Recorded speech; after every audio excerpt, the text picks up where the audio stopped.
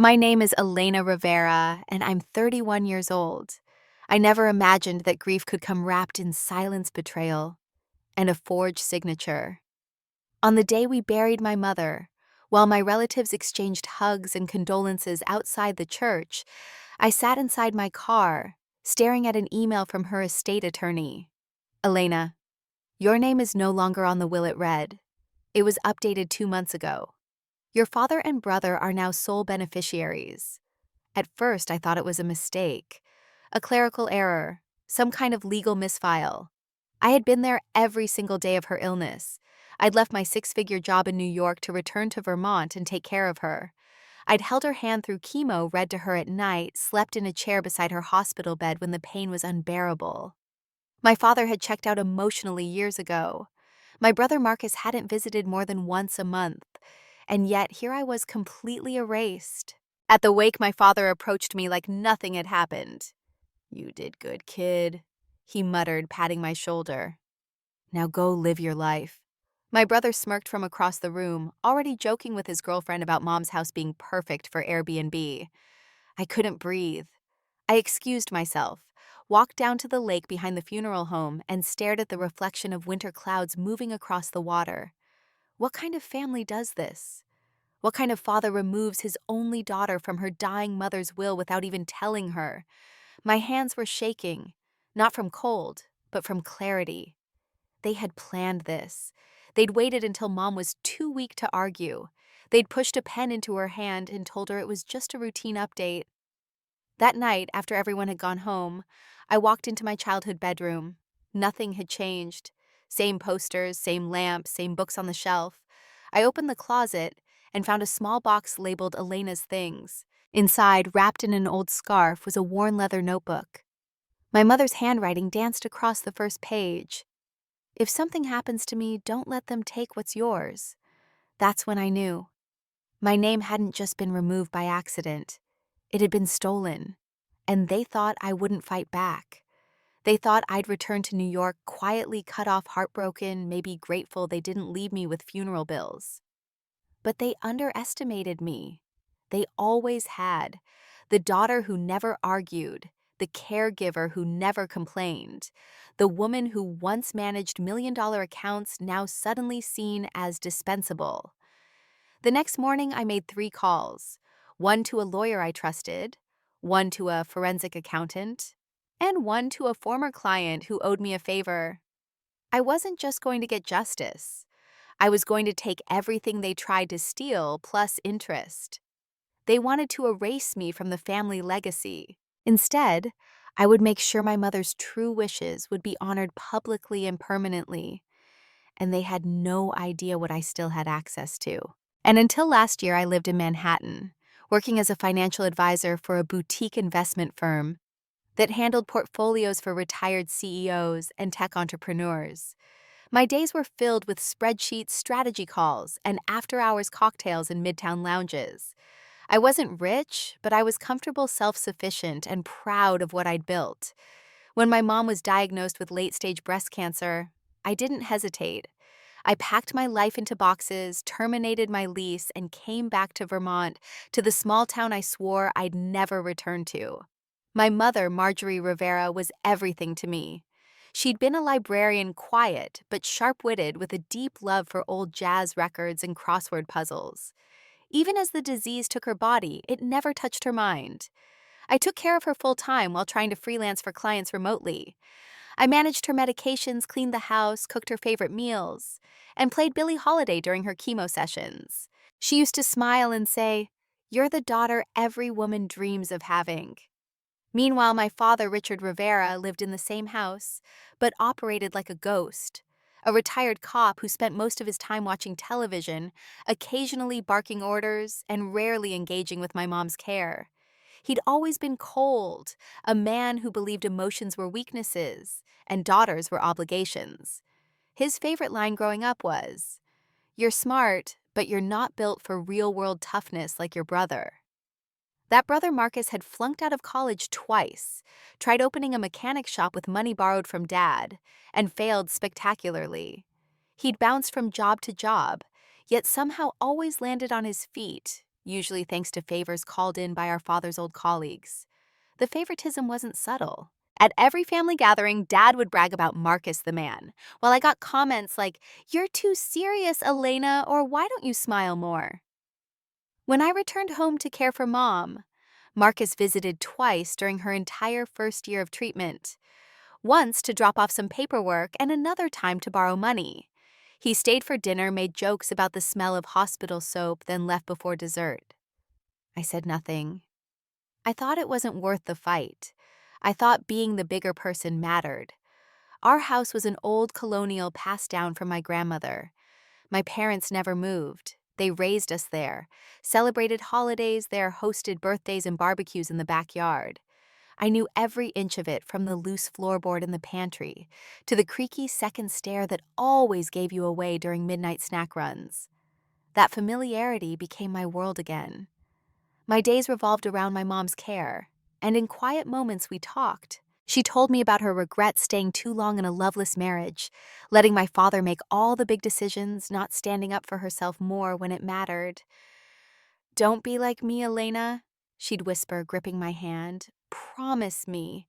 I promised her a lot of things. I promised I'd live boldly, love with boundaries, and never let anyone treat me like an afterthought. What I didn't know was that behind closed doors, my father and Marcus were working to make sure that when she died, I'd be left with nothing. They assumed I wouldn't question anything, that I'd grieve and move on, that I was still the quiet, obedient daughter. But they forgot one important detail. I was a trained financial analyst. I noticed patterns, I read contracts, I kept records, and I never made a move without knowing my options. The town itself hadn't changed much. Same diners, same gossip mills, same sense that everyone knew your business before you even told them. But I didn't care. I didn't come back to make friends. I came back to do the right thing. And when Mom passed, I thought I had done just that. I'd given her dignity, peace, and love in her final months. That should have been enough, until it wasn't. Until I found out they'd quietly cut me out. Until I realized the very people who should have protected my place in the family legacy had been scheming to erase it. That's when the town, the house, even my childhood memories took on a different shape. This wasn't home anymore. It was the scene of a crime, and I wasn't going to let them get away with it. The first real clue that something was wrong came the morning after the funeral. I sat in the kitchen drinking stale coffee and trying to convince myself the email from the attorney had been a mistake. Maybe there were multiple versions of the will. Maybe Mom had forgotten to sign the correct one. But when I called Mr. Halperin, the family lawyer, his voice was distant. "Elena, I'm sorry," he said. "Your mother updated her will on October 18th. She named your father as sole executor and listed Marcus as the beneficiary of the house, the savings account, and the family trust. There's no mention of you." My heart sank. "But she was barely conscious by October," I said. "She could hardly hold a pen." He hesitated. "I had my concerns," he admitted, "but she seemed lucid enough during our short call. The paperwork was delivered and signed at home, returned the next day by your father. That was it. No video call. No witness confirmation. Just paperwork returned, through the same man who'd spent the last 2 years pretending my care for my mother didn't exist." I felt like I'd been punched in the stomach. Later that day, while clearing out the garage, I overheard Marcus on the phone. He stood near the open window, unaware I was outside. "Yeah, it's all in my name now. House, cash, everything. She didn't leave anything for Elena. Dad handled it. Yeah, I'll finally have the cash to start over. Maybe Miami. I'm not staying in this freezing dump." I backed away before he saw me. My ears were ringing.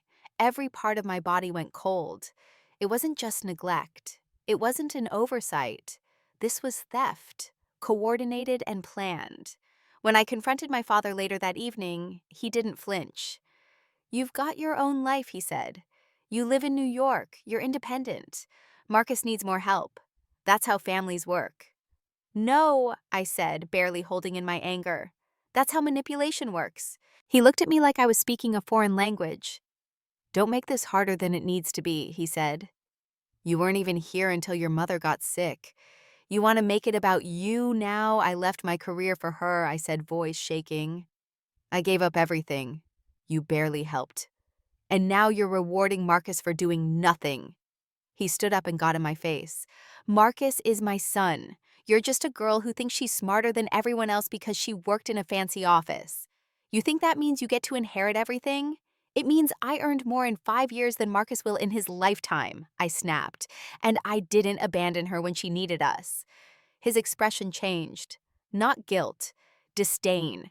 "That's exactly why she didn't leave you anything. You always think you're better than the rest of us." I realized in that moment there would be no reasoning with him. He'd rewritten the story in his mind already. Elena, the ungrateful daughter Marcus, the struggling son Richard, the loyal father doing his best. The next morning, I discovered they had already started liquidating things. The family car was gone. I checked the garage and saw the spot empty where my mom's vintage record collection had been stored. Sold. The attic had been ransacked, heirlooms boxed up and ready for auction. Marcus laughed when I demanded answers. "Get over it," he said. "You're not entitled to anything. You didn't marry into the family. You didn't have kids. You're just dead weight with opinions." That night, I locked myself in my childhood bedroom and cried until there was nothing left. But I wasn't crying because I'd lost money. I was crying because I realized I had never been seen as family. Not really, not by them. My love, my sacrifice, my loyalty, it had all been transactional to them, useful until it wasn't. I could have walked away. I could have cut them off and never looked back. But the voice of my mother haunted me. "Don't let them take what's yours." And so, the very next day, I began the process. I pulled every document I had ever scanned, every receipt, every email, every old password. I combed through bank records, old statements, contracts, and agreements I'd helped my mother sign when she first got sick. I wasn't going to beg them for anything. I was going to expose them. They had stolen from the wrong person. I didn't start with rage, I started with a spreadsheet. The same way I handled $1 million merger back in Manhattan. I approached this with methodical precision. Column by column, I listed assets I knew my mother had: the house savings, a small trust account, vintage items, and a life insurance policy worth $250,000. I cross-checked dates and signatures, verified who had access to what and when. The deeper I looked, the more inconsistencies I found. The updated will typed, signed with trembling handwriting, no witness signatures, no medical verification of her mental state, no video, just a notarized form dropped off and returned by my father, signed during the week she was heavily sedated on morphine. That was my first weapon, questionable validity. But I wasn't stopping there. My mother and I shared a joint savings account she opened in my name when I graduated college. It was originally for emergencies, but we never used it. I checked it for the first time in years. To my surprise, it was still active with over $72,000 in it. Apparently, Dad and Marcus never noticed it or forgot about it entirely. I changed the password, locked it down, and moved half to a private escrow account. Then I opened a second account with restricted access through a corporate client. Step 1. Secure what they didn't know I still had. Step 2. Find proof of misconduct. That's where I brought in Carrie, a forensic accountant I'd met during a fraud investigation years earlier. She owed me a favor, and when I sent her the documents, she called me within a day. "Elena," she said, "there's something off. Your mother's trust had 2 signatures added just weeks before she died. One from your father, which he was never authorized to provide, and one from Marcus, who somehow became a co-beneficiary without any supporting legal document." I felt my pulse spike. So it's fraud. At minimum, misrepresentation, she said. Possibly coercion. And definitely challengeable in probate court. We dug further. I found PayPal transactions where Marcus sold antique furniture that belonged to my grandmother. My mother had explicitly told me never to sell those pieces. One chair alone had been appraised at $8,000, sold for $400 on Craigslist 2 days after the funeral. It was infuriating, but also useful. Every sale, every dollar moved became part of my case. I gathered it all: PDFs, bank statements, screenshots. I organized them in folders with labels like unauthorized asset sale and signature inconsistency. I called a family lawyer, Jenna Stone, who'd built her reputation helping women recover stolen inheritance. I sent her everything. She reviewed it, then called me with a single sentence that lit a fire in my chest. They're beatable. I didn't cry. I didn't scream. I just nodded, even though she couldn't see me. We built our case methodically. Jenna filed an injunction to freeze all estate transactions. We leveraged the inconsistencies in the will, and she contacted a handwriting analyst to review the signature. Meanwhile, I reached out to an old friend in real estate to check on the house listing. Marcus had posted it using a fast cash third-party buyer typical predatory firm. I placed a legal hold on the transaction. That same night, I found a second will draft in my mother's documents. Handwritten, dated 4 months earlier, witnessed by her best friend and her former nurse. It stated clearly 50% of the estate to Elena Rivera, 25% to Richard, and 25% to Marcus. It was the last one my mother had spoken to me about before she got worse, and it wasn't filed, but it was signed, dated, and witnessed. We had a case, a real one that could hold up in court. But I wasn't done. I needed to send a message. Quietly, I had my lawyer file for a financial protection order, meaning all accounts tied to the estate, including the trust, were temporarily frozen. Richard and Marcus woke up the next morning to rejected transactions. Their credit cards declined. Their bank accounts suddenly inaccessible. They didn't know it yet, but the woman they thought was too weak to fight had just cut off every cent they were counting on. My phone began ringing before sunrise. 6 calls from Dad, 12 from Marcus. I didn't answer. I let their panic grow. They'd gambled on my silence. Now they'd face the consequences of my strategy. This wasn't just revenge. It was restoration. It was justice. It was the beginning of reclaiming everything they thought they'd buried with my mother. It started at 6:47 a.m. on a Thursday. My phone lit up with the first of many notifications, failed logins, withdrawal rejections, overdraft alerts. I had placed a full legal freeze on all estate-related accounts the night before, and now it was live. By 7:15, I had 78 missed calls, 40 from Marcus. The rest split between my father and an unfamiliar number that I suspected belonged to Marcus's girlfriend. I brewed coffee in silence, each ring echoing through the kitchen like a metronome of panic. I didn't answer. I wanted them to sit with it, to wonder what had happened. At 8:10 a.m., Jenna, my attorney, called. The freeze is holding. Probate court scheduled a preliminary hearing in 6 days. I exhaled. This was real. This was happening. You sure you want to do this? She asked. You know they'll escalate. Let them, I said. They've already taken everything. I'm just returning the favor with interest. At 9:00, I called the family trust manager, informed him of the probable fraud, and requested all disbursements to be paused pending investigation. He sounded uncomfortable, but agreed. 10 minutes later, I placed another call, this time to the buyer Marcus had arranged for the house. This is Elena Rivera, I said. You're attempting to purchase property tied up in a contested estate. I'm formally notifying you of pending litigation. Proceed at your own risk. The silence on the other end told me everything I needed. Within the hour, the listing was removed. By noon, Marcus was at my doorstep. I watched him through the peephole, pacing, fuming, his phone clutched like a weapon. He knocked. Hard. Elena opened the door. We need to talk. I didn't move. He knocked again, louder. Then came the shouting. You think this is funny? You think freezing our accounts is going to fix anything? You're just proving why Mom didn't leave you a damn thing. That one hit deep. But I held firm.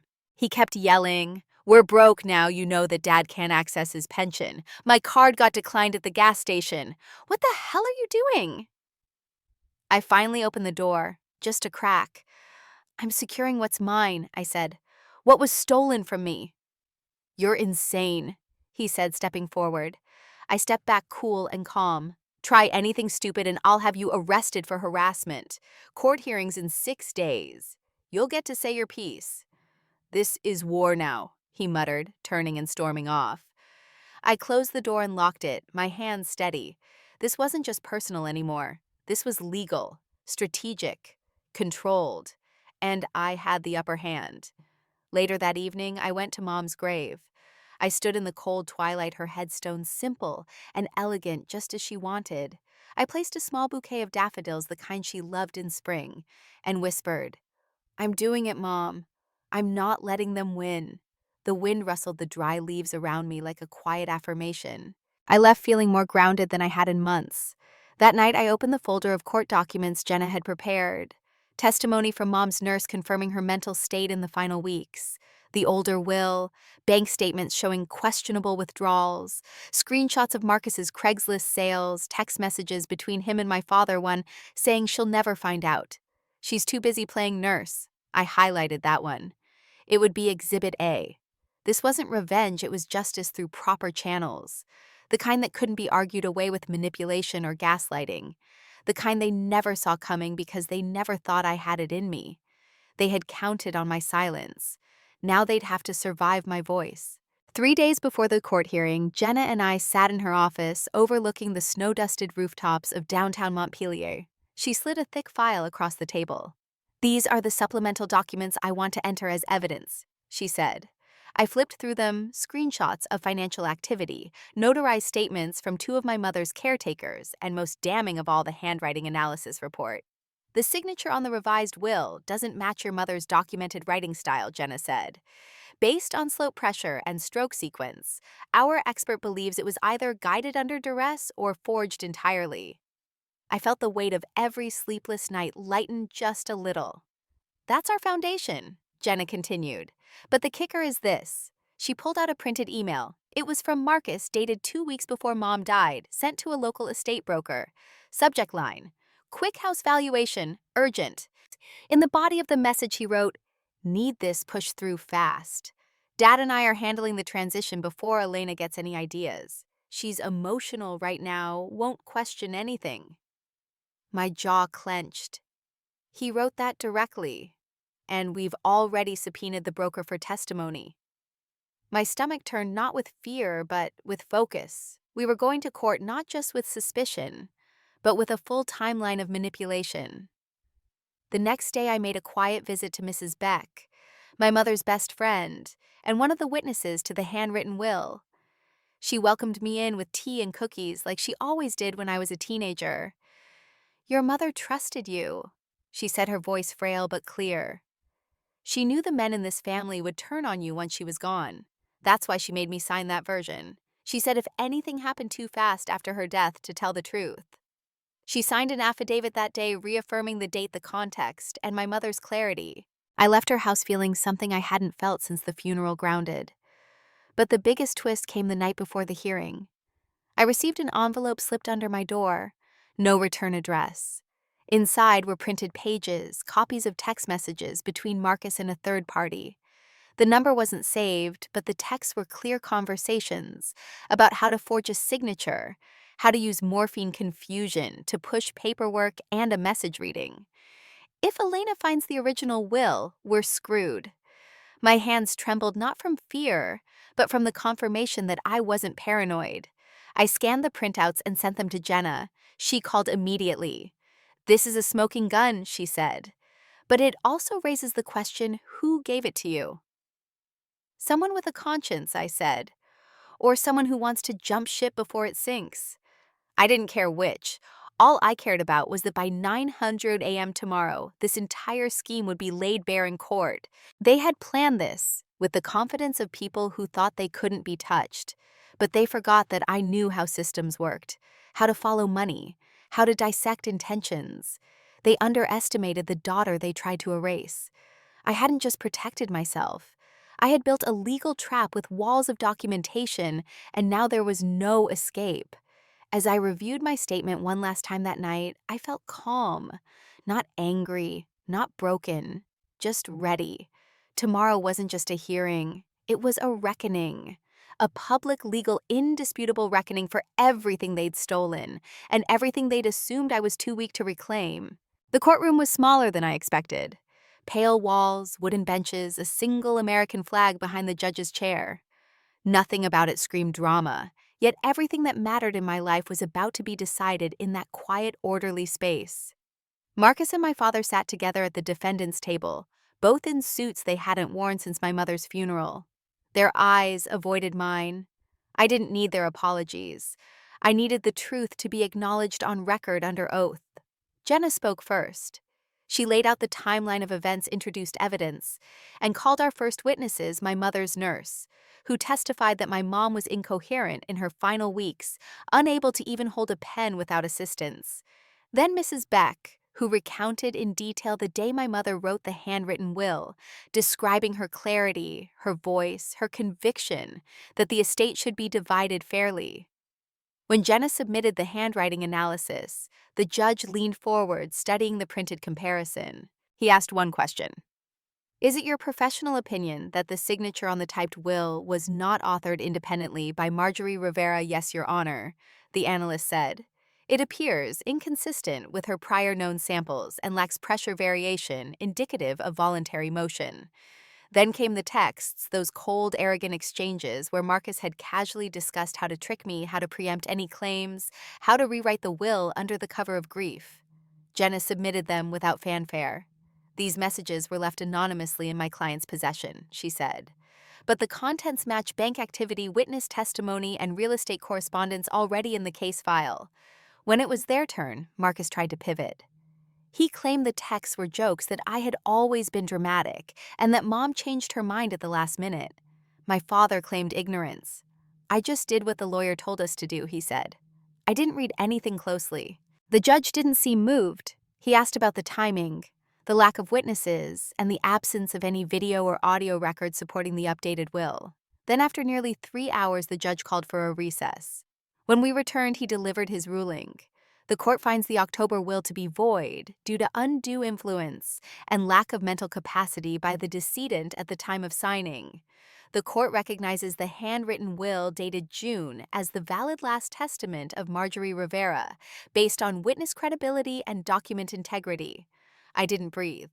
Not until he continued, all assets are to be restored per the June will, 50% to Elena Rivera, 25% to Richard Rivera, 25% to Marcus Rivera.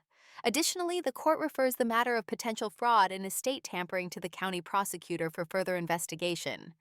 I exhaled, but not in victory. In release. In freedom. Outside the courthouse, reporters waited. A small-town inheritance scandal was juicy enough for local news. I declined interviews. I had no desire to explain why a daughter had to go to war for what her mother had already given her. In the weeks that followed, everything changed. The accounts were unfrozen, reassigned properly. The house which Marcus had tried to sell was legally transferred to me. I didn't keep it. I sold it myself, but not to fund some lavish new life.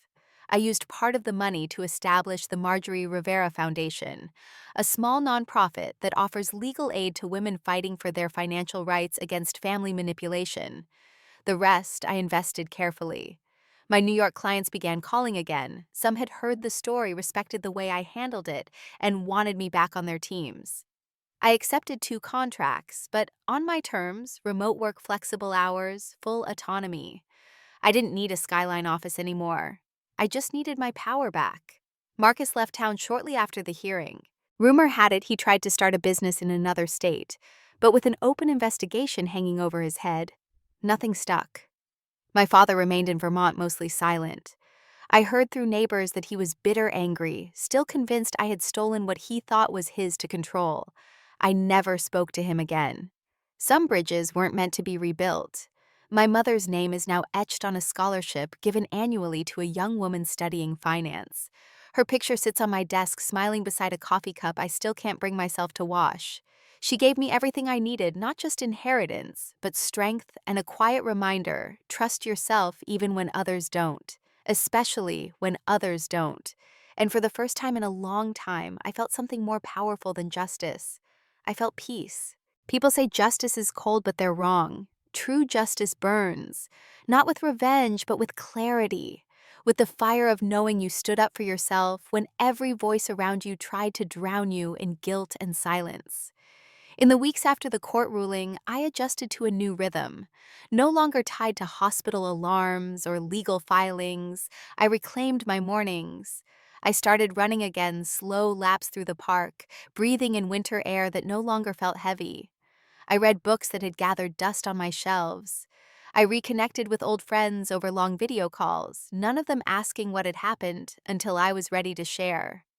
When I finally told them the story, most responded with quiet astonishment, followed by a kind of awe.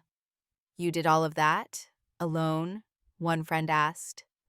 "No," I said, "not alone. Strategically. Precisely. But yes, I carried it.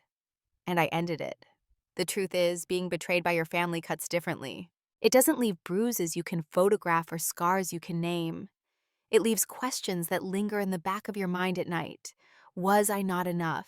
Was I ever really loved? Why did they believe I wouldn't fight back?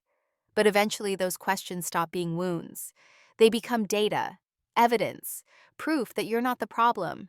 You're the solution that makes liars and manipulators uncomfortable. I never got an apology.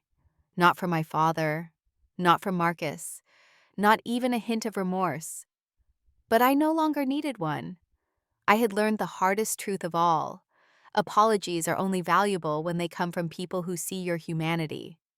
If someone doesn't see you, their regret means nothing. I spent years trying to be the dutiful daughter, the quiet one, the peacemaker, and in the end, they saw that as weakness. But what they didn't see was the woman behind that silence, the woman who had built a career understanding numbers, contracts, and accountability, the woman who had learned from every client, every case, every loss, the woman who had absorbed strength from the very mother they tried to erase. One day, while cleaning out a storage box, I found a letter. It was tucked behind one of Mom's old photo albums in her handwriting. If you're reading this, Elena, it began, then you probably already know the truth. I didn't trust your father or your brother to do what was right. I'm sorry I wasn't strong enough to stop them myself. But I know you. You're not just strong, you're strategic. You always see through people. That's your gift. Use it. Reclaim what's yours. And when you do, live the rest of your life for you, not for duty, not for family, for joy. I love you. I read it 3 times before I folded it carefully and slid it into the back pocket of my journal. That letter wasn't permission. It was a legacy, not of money, but of truth, a passing of the torch from a woman who had been silenced to one who refused to be. These days, I keep my circle small. I work with women who remind me of myself, smart, underestimated, done being quiet. We share stories over coffee, laugh at the absurdity of what we've survived, and cheer when one of us finds her voice in court or in conversation. Sometimes people ask me if I regret anything. If I wish I had let it go taken, the loss walked away quietly. I tell them this, I don't regret standing up for myself. I regret how long I stayed quiet before I did. Because silence is not strength. It's the sound of power being stolen. And I don't do silence anymore. What I do now is choice, freedom, integrity, and the kind of peace that comes not from forgetting, but from knowing that when it mattered most, I did not let them win.